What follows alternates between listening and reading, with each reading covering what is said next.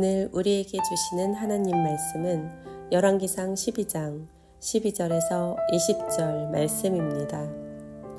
3일 만에 여로보암과 모든 백성이 르호보암에게 나와왔으니 이는 왕이 명령하여 이르기를 3일 만에 내게로 다시 오라 하였음이라. 왕이 포악한 말로 백성에게 대답할세 노인의 자문을 버리고 어린 사람들의 자문을 따라 그들에게 말하여 이르되 내 아버지는 너희의 멍에를 무겁게 하였으나 나는 너희의 멍에를 더욱 무겁게 할지라. 내 아버지는 채찍으로 너희를 징계하였으나 나는 전갈 채찍으로 너희를 징치하리라 하니라. 왕이 이같이 백성의 말을 듣지 아니하였으니 이 일은 여호와께로 말미암아 난 것이라. 여호와께서 전에 실로 사람 아히야로 느밧의 아들 여로보암에게 하신 말씀을 이루게 하심이더라. 온 이스라엘이 자기들의 말을 왕이 듣지 아니함을 보고 왕에게 대답하여 이르되 우리가 다윗과 무슨 관계가 있느냐. 이새의 아들에게서 받을 유산이 없도다. 이스라엘아 너희의 장막으로 돌아가라. 다윗이여 이제 너는 내 집이나 돌아보라 하고 이스라엘이 그 장막으로 돌아가니라. 그러나 유다 성읍들에 사는 이스라엘 자손에게는 르호보암이 그들의 왕이 되었더라. 르호보암 왕이 역군의 감독 아도람을 보냈더니 온 이스라엘이 그를 돌로 쳐 죽인지라. 르호보암 왕이 급히 수레에 올라 예루살렘으로 도망하였더라. 이에 이스라엘이 다윗의 집을 배반하여 오늘까지 이르렀더라. 온 이스라엘이 여로보암이 돌아왔다 함을 듣고 사람을 보내 그를 공회로 청하여 온 이스라엘의 왕으로 삼았으니 유다 지파 외에는 다윗의 집을 따르는 자가 없으니라.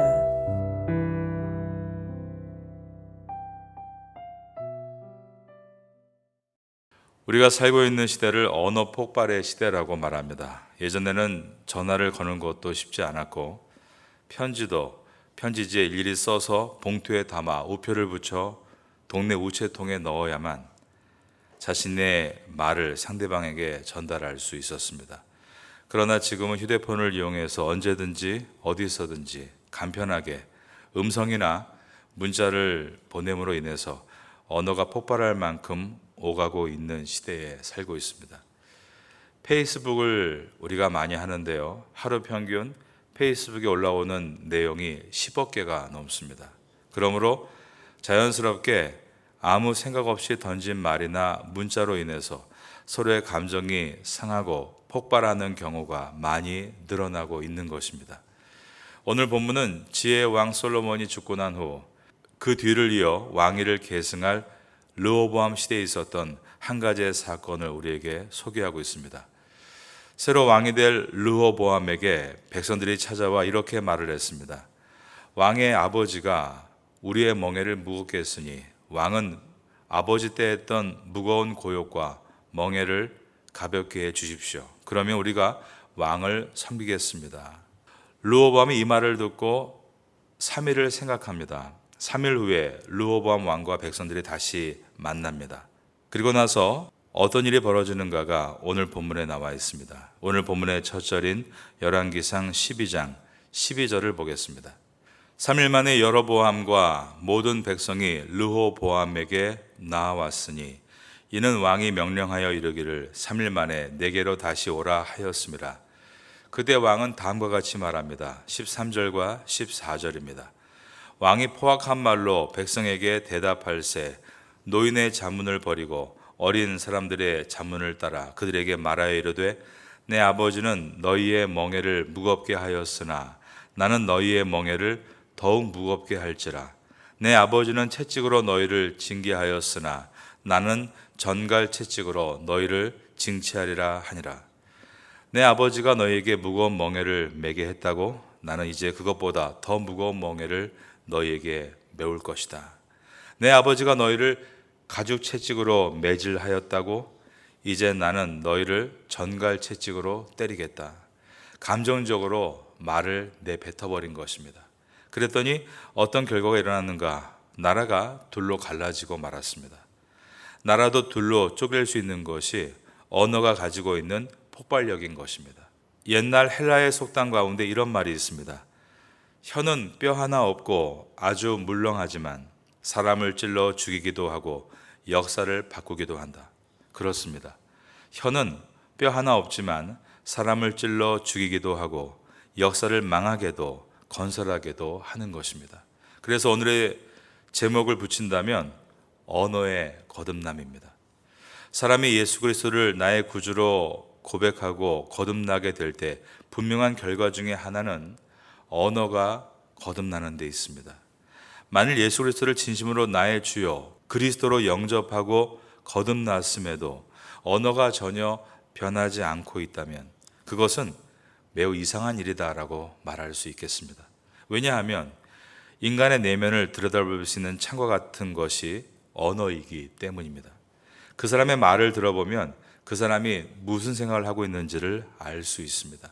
그가 예수 그리스도를 믿고 생각이 바뀌었다면 그 결과로 그의 언어도 바뀌어야 하는 것입니다. 언어의 성화가 이루어지지 않고는 삶의 성화가 결코 이루어질 수 없음을 우린 기억해야 합니다. 여러분의 언어가 새로워지시기를 예수님의 이름으로 축원합니다. 우리는 말을 많이 하는 사람이 아니라 말을 잘하는 사람이 되어야 합니다. 인류의 역사 가운데 가장 유명한 철학자로 남아있는 플라톤이 이런 말을 했습니다.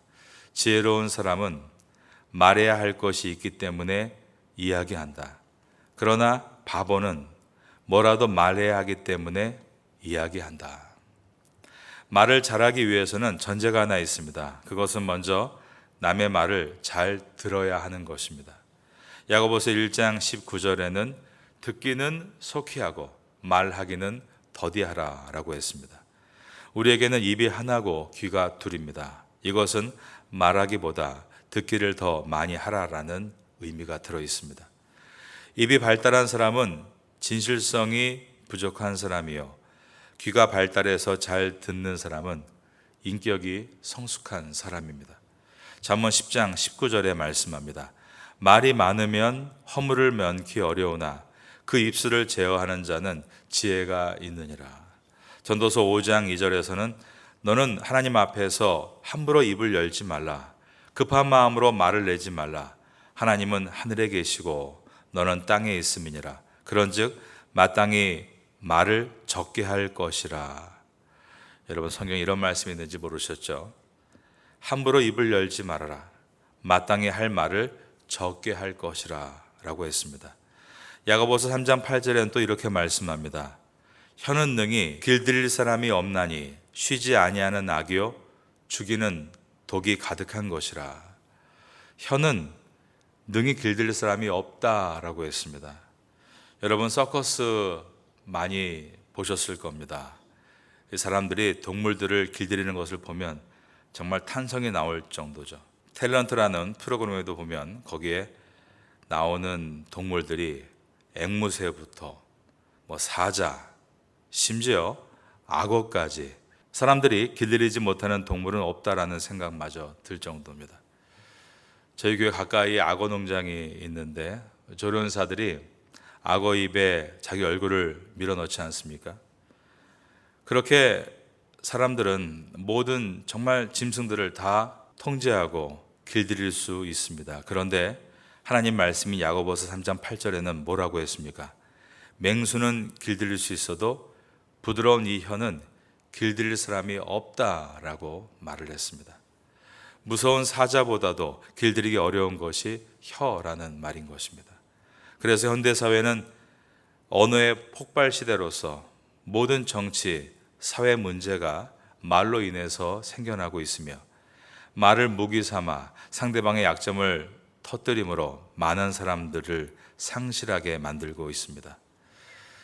그 말이 가정에서 폭발하면 가족을 살상하고 직장에서 폭발하면 동료를 위해하며 교회에서 폭발하면 성도들에게 그리고 어린 학생들에게 고통을 가하는 것입니다. 그렇다면 이 길들일 수 없는 혀를 어떻게 해야 하는 것인가? 말을 거듭나게 하기 위해서 세 가지를 말씀드리고 싶습니다. 첫 번째는 하나님과의 대화를 많이 해야 한다는 것입니다. 하나님과의 대화란 기도죠. 혀를 길들일 수 있는 가장 탁월한 방법은 하나님과의 기도 시간을 확보하는 것입니다. 다윗이 시편을 쓰면서 시편 141편 3절에서 이렇게 기도했습니다. 여호와여, 내 입에 파수꾼을 세우시고 내 입술의 문을 지키소서. 말에 실수가 없도록 하나님께 기도한 것입니다. 그리고 하나님을 찬송했습니다. 시편 19편 14절에서 나의 반석이시여 나의 구속자이신 여호와께서 내 입의 말과 마음의 묵상이 주 앞에 연락되기를 원하나이다. 나라를 잘 다스린 성군 다윗은 이처럼 먼저 하나님 앞에 나와 많은 기도를 드리고 찬양을 올려드리고 시를 썼기에 말을 바르게 하는 훌륭한 지도자가 될 수 있었습니다. 하나님과 충분한 대화를 하지 않으면, 즉 기도하지 않으면 우리 입에서는 이런 말들이 쏟아져 나오기를 시작합니다. 그것은 불평의 말, 불신의 말, 부정적인 말, 분노의 말, 포악한 말, 모욕하는 말, 수근거리는 말, 음란한 말, 희롱하는 말, 교만한 말, 저주하는 말, 불필요한 말들이 나오게 되는 것입니다. 이런 말이 나오지 않기 위해서는 하나님과의 대화를 많이 해야 하는 것입니다. 한국의 목회자들은 대부분이 새벽 4시 20분부터 하루 일과를 시작합니다. 새벽 기도 준비 때문입니다. 제가 새벽에 나와서 처음 드리는 기도가 있습니다. 그것은 하나님, 세상 사람과 대면하기 전에 하나님을 만나기 위해 나와왔사오니 이 시간 임재하여 주옵소서. 세상 사람과 대화하기 전에 하나님과 대화하기 위해 나왔사오니 이 시간 말씀하여 주옵소서. 여러분들도 기도를 통해 먼저 하나님과의 대면과 대화함을 통해서 여러분의 혀에 비전과 소망을 담아낼 수 있기를 예수님의 이름으로 축원합니다. 두 번째로 말을 거듭나게 하기 위해서는 집을 나서기 전에 내가 오늘 유익한 말만 하겠다 마음의 준비를 하는 것입니다. 하루를 시작하면서 집을 나설 때 오늘 다른 사람에게 유익한 말만 하겠다 결심을 하는 것입니다.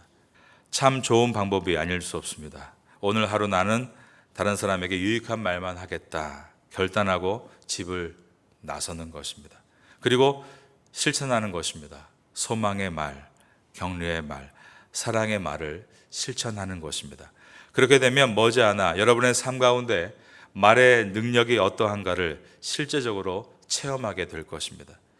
시간적 여유가 있어서 이웃과 친해지기 위해 다과를 준비하고 차를 준비할 때 다과만 준비하지 말고 그와 함께 다과 시간에 할 말도 반드시 준비를 해야 합니다. 그리고 남의 말을 하지 않겠다는 마음의 준비도 해야 합니다.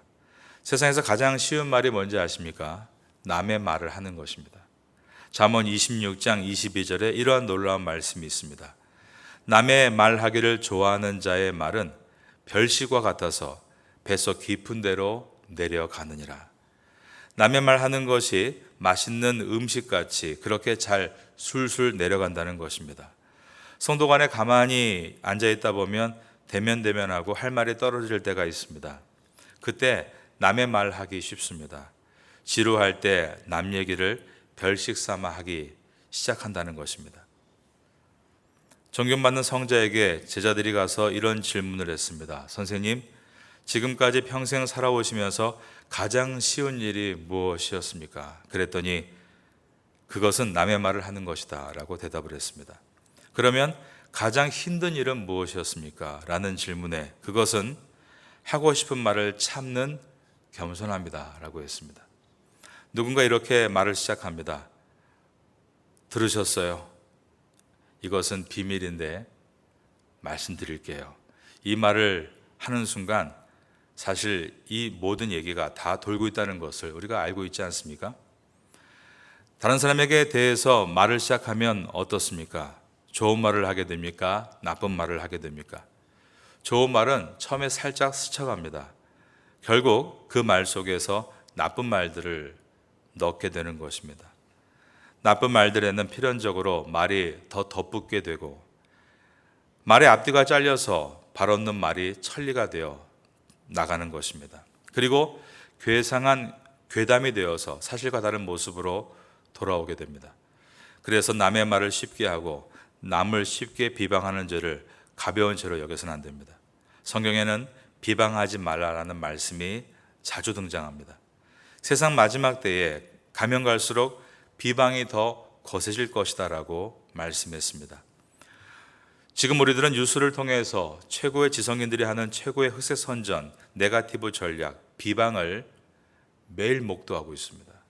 비방하는 자, 헬라어로 디아블로스입니다. 디아블로스, 이것이 비방하는 자라는 단어인데 이 말은 마귀를 지칭할 때 사용되는 단어입니다. 옛날 컴퓨터 게임 중에 디아블로라는 게임이 있었는데요. 악마라는 뜻입니다. 비방하는 자를 디아블로스, 악마다라고 표현합니다. 우리가 비방할 때 악마의 하수인이 된다는 것입니다.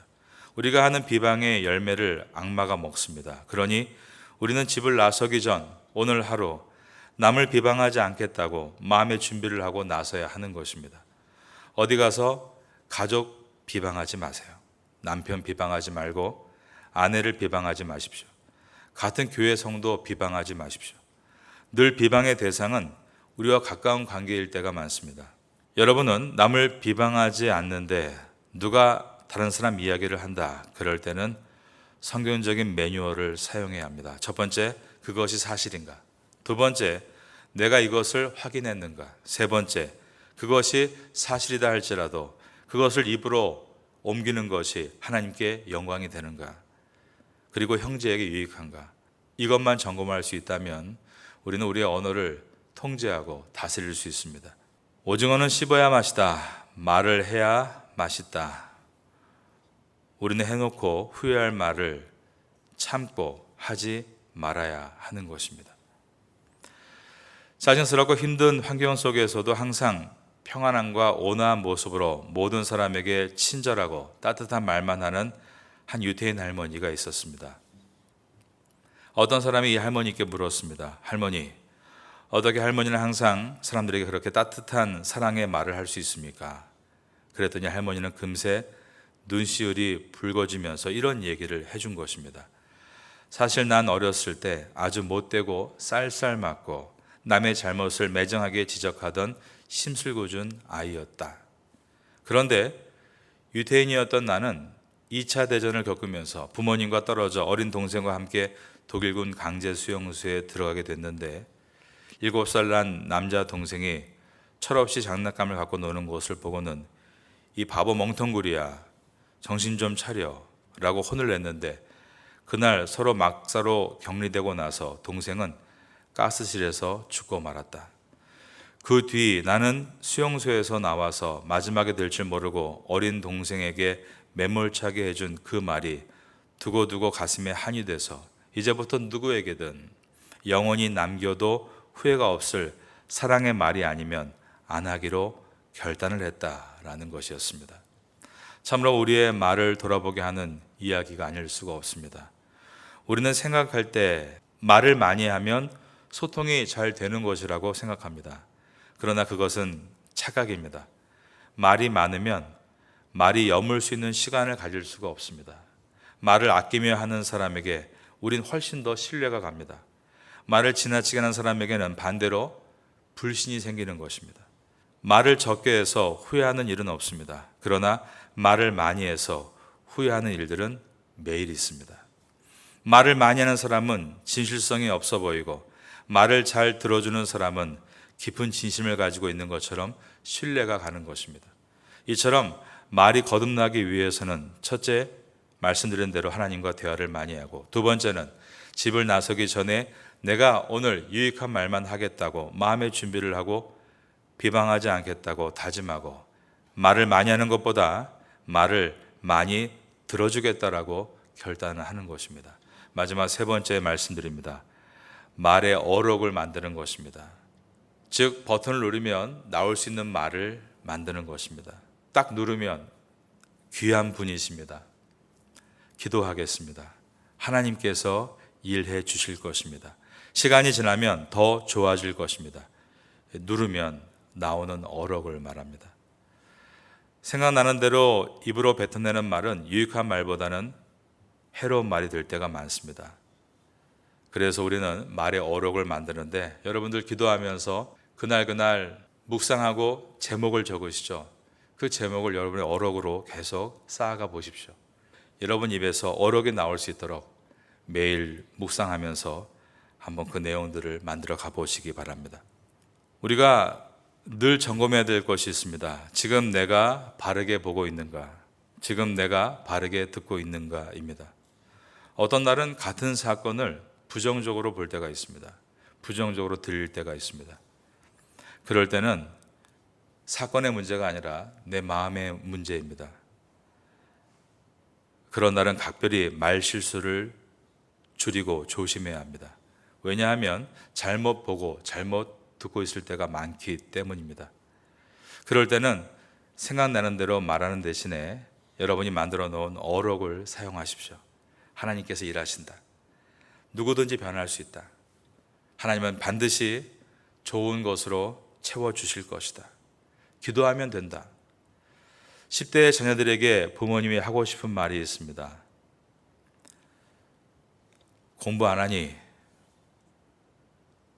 열심히 해라. 왜 이것밖에 안 되니? 그러나 10대의 자녀들에게 부모님이 만들어야 될 어록이 있습니다. 나는 내가 자랑스럽구나. 무슨 말이든 하렴. 나는 내 편이다.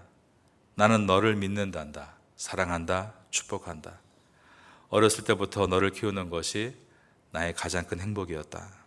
직장에 다니는 사람들이 또 하고 싶은 말이 있습니다. 이것밖에 못했냐? 왜 안 하느냐? 왜 제때 결과를 내지 못하느냐? 그럴 때 우리의 어록을 사용해야 합니다. 수고 많이 하셨습니다. 역시 이 일에는 당신밖에 없습니다. 오늘 잘하셨습니다. 퇴근하고 푹 쉬세요. 당신이 오고 사무실 분위기가 바뀌었습니다. 교회에서도 서로에게 예절과 사랑을 담은 은혜로운 말을 해야 합니다. 제가 지사님을 만나고 교제하는 것이 너무나 큰 기쁨입니다. 형제님의 신앙생활을 보면서 제가 많은 감동을 받습니다. 자매님 신앙이 몰라보게 자라는 것이 저희 교회의 기쁨이자 자랑입니다. 오늘도 여러분의 어록을 사용해서 대화해 보시기 바랍니다. 오늘 본문에서 백성들은 신임왕인 르호보암에게 선왕이 시켰던 고역과 무거운 멍에를 가볍게 해달라고 요구를 했습니다.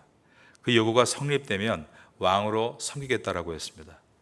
르호보암은 3일 후에 답을 주겠다고 했습니다. 이런 삼사라는 말이 있죠. 한마디 하려면 3번 생각하고 하라라는 뜻입니다. 그러니까 여기까지는 르호보암이 잘한 것이죠. 그러나 그는 3일 후에 할 말은 해야겠다며 포악한 말로 내 아버지보다 나는 더 무거운 멍에를 너희에게 매게 할 것이다 라고 감정의 말을 토해냈습니다.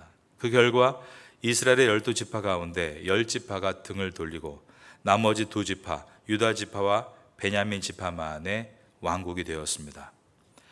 다시 되돌릴 수 없는 것 3가지가 있습니다. 흐르는 물과 지나는 시간과 그리고 내뱉은 말입니다.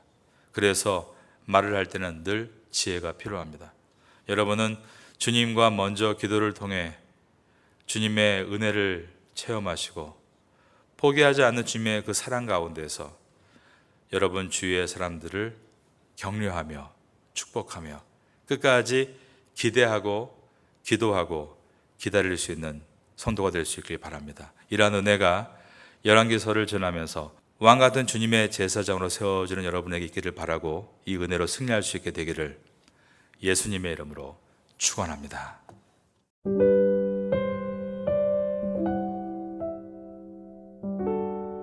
지금은 함께 기도하는 시간입니다. 4월의 공동기도 제목은 첫째, 선교를 위해 기도하는 교회가 되게 하소서. 둘째, 이 지역 교회들의 필요함을 채워주는 교회가 되게 하소서.